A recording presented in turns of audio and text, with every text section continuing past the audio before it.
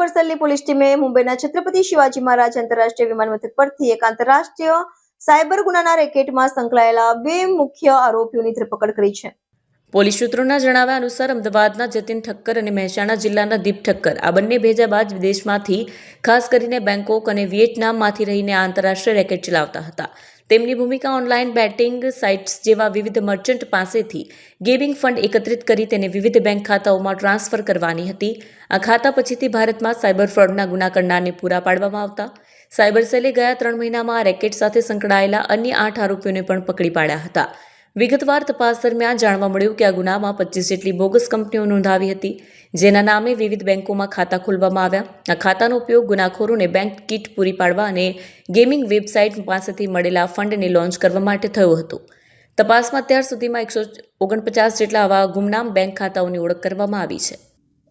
નવા મહિનામાં cyber crime cell Surat શહેર દ્વારા કતારગામમાં એક રેડ કરવામાં આવેલ હતી, જેમાં એક 52 નંબરનો ગુનો નોંધવામાં આવ્યો હતો અને 5 આરોપીઓને પણ ઝડપી પાડવામાં આવેલ હતો.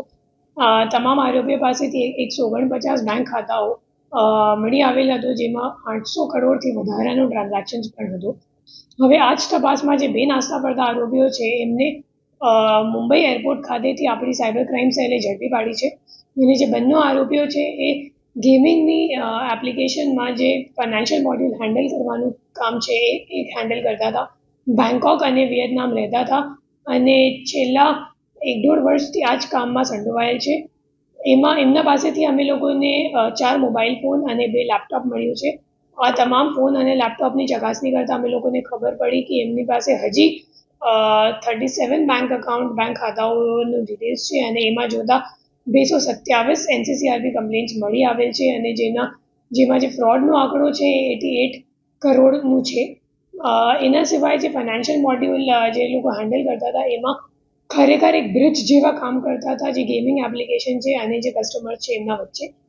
જે ગેમિંગ એપ્લિકેશન્સ અથવા તો લિંક હોય એમાં એ લોકો પોતાની ટર્મ્સમાં મર્ચન્ટ તરીકે જણાવે છે અને જે કસ્ટમર છે એ જ્યારે મર્ચન્ટ અને ઈચ્છા ધરાવે કે મારે આ ગેમ રમવું છે અને આટલું ટોકન કે આટલા પૈસા નાખવાનું છે, તો પૈસા ખરેખર કયા મ્યુલ અકાઉન્ટમાં નાખવાનું એ તય કરવાનું કામ જે દિલીપ ઠક્કર અને જતીન ઠક્કર છે એ બંનેનું હતું. અને એના સિવાય બેંક ખાતાઓમાં જ્યારે પૈસા આવી જાય તો બધું કલેક્ટ કરીને પછી વિડ્રો કરાવવાનું કામ અને વિડ્રો કરાવીને પછી હવાલા મારફતે ઇન્ડિયાથી બહાર મોકલવાનું કામ, આ બધું કામ જતીન ઠક્કર સંભાળતું હતું. અને એના સિવાય જે દિલીપ ઠક્કર છે, દીપ ઠક્કર, તો એનું કામ ડેટા એન્ટ્રીનું હતું.